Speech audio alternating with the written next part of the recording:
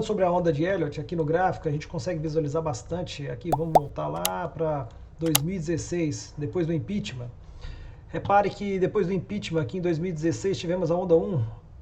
No caso, a perna 1, perna 2, perna 3, perna 4. Importante que a perna 4 não toque no topo da perna 1. Isso aqui é uma regra da formação das ondas de Elliott. Tivemos uma perna 5 e aí desabou o mercado com a chegada da pandemia. Depois da pandemia, iniciamos uma nova fase aqui de alta, iniciando o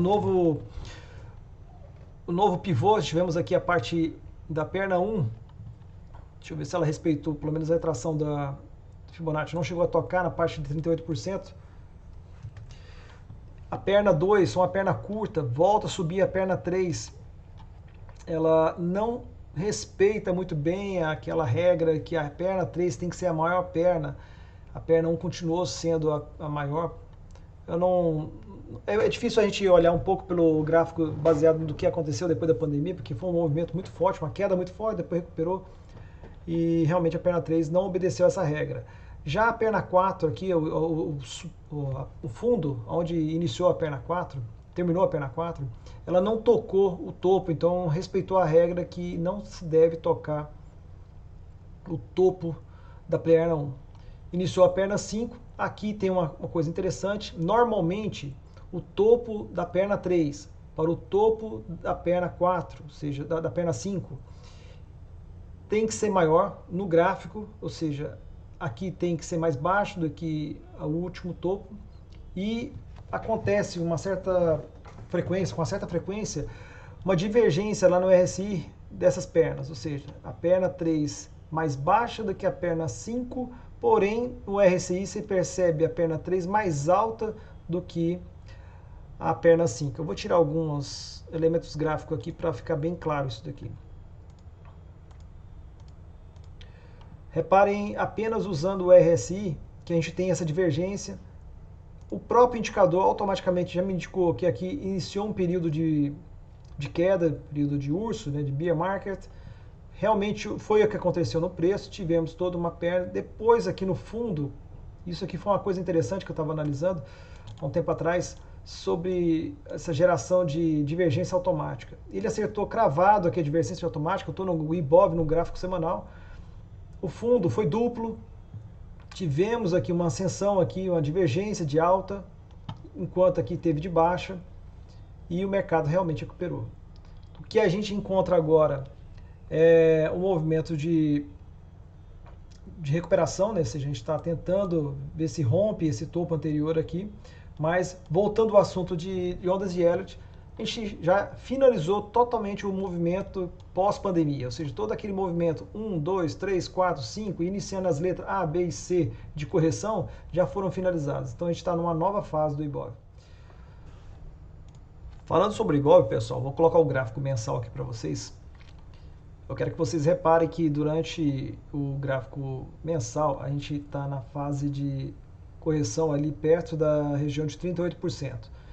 Dos 61.690, que foi o fundo da pandemia, até os 31.190, a gente iniciou uma correção muito bem feita, a gente consegue ver que ela está muito bem definida, e rompeu essa bandeira e iniciou uma alta que já está pelo segundo mês consecutivo. Janeiro e fevereiro tem sido muito bom para o IBOV, a gente precisa acompanhar para ver até onde ela vai. Então, ou seja, se vocês tiverem algum tipo de medo pelo gráfico que o IBOV pode vir a cair, na verdade o IBOV pode vir até 88 mil pontos, que ainda é correção. Então, ou seja, ainda está muito tranquilo com relação a toda a recuperação que a gente teve durante a pandemia.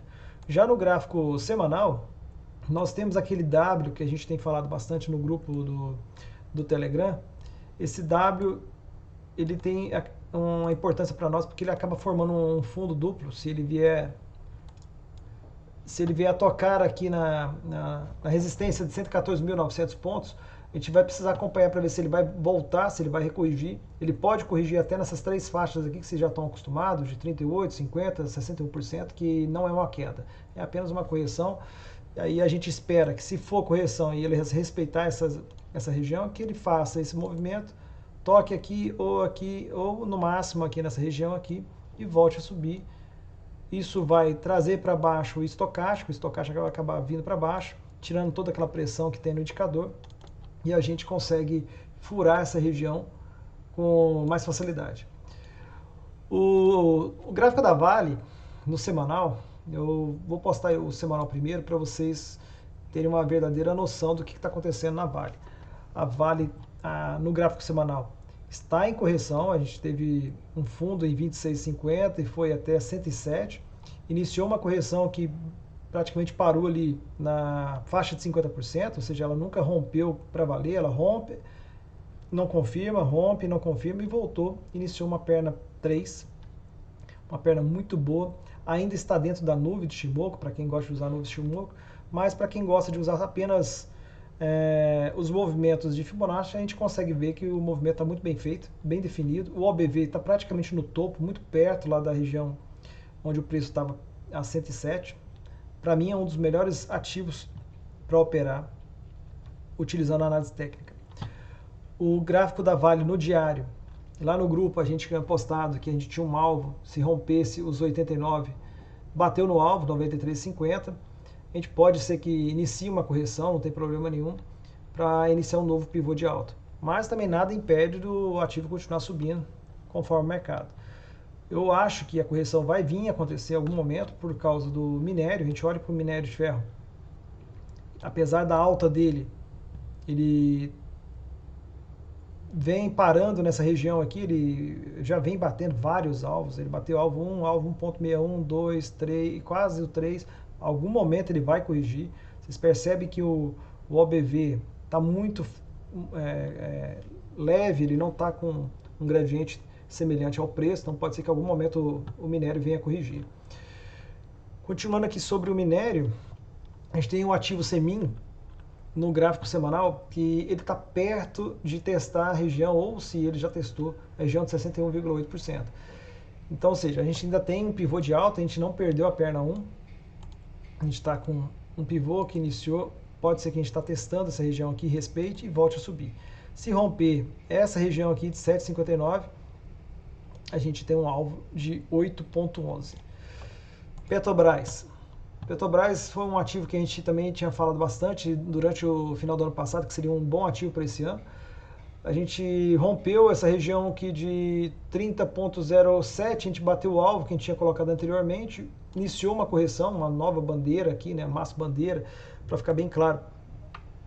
Esse maço bandeira, é possível a gente colocar ele aqui. A gente percebe que a gente está rompendo o maço bandeira, ou pelo menos está testando, estressando a LTA. Vou colocar aqui ele numa cor que é mais o movimento mesmo, né? Ele está testando, se ele romper, volta a testar o topo de novo, 34,64. Se rompe o topo, a gente tem um alvo de 38,87. Eu acredito que o alvo é fácil de acontecer, porque a gente no minério, a gente tem uma alta, no barril a gente tem uma alta muito forte, a gente tem um alvo já ativado, porque o barril fez uma retração perfeita em 38%, rompeu e tem um alvo de 96 dólares. Então eu acredito que a Petrobras vai sim bater o alvo dela, que é, voltando lá para o ativo, eu acredito que vai bater os seus 38,87 a Petrobras.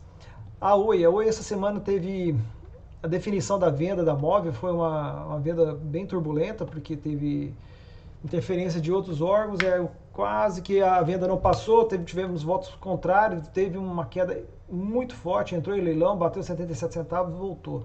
Desprezando esse movimento aqui de volatilidade do mercado aqui, respeitando o que estava sendo feito anteriormente, batendo ali na região de 38% e voltando a subir, eu acredito que a Oi vai continuar aqui nessa região por um tempo e voltar a testar pelo menos R$1,12. Se o teste romper, a gente tem um alvo de 1,39.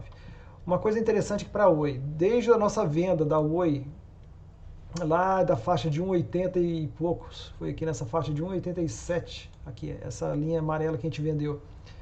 Até hoje, esse foi o primeiro pivô de alta que a gente realmente pode ficar mais esperançoso que para uma tendência mais duradoura de alta. Pessoal, esses são os ativos que eu passei aqui, que eu tenho mais acompanhado durante esse mês de janeiro e fevereiro. Qualquer mudança eu volto a atualizar vocês. Obrigado pela atenção.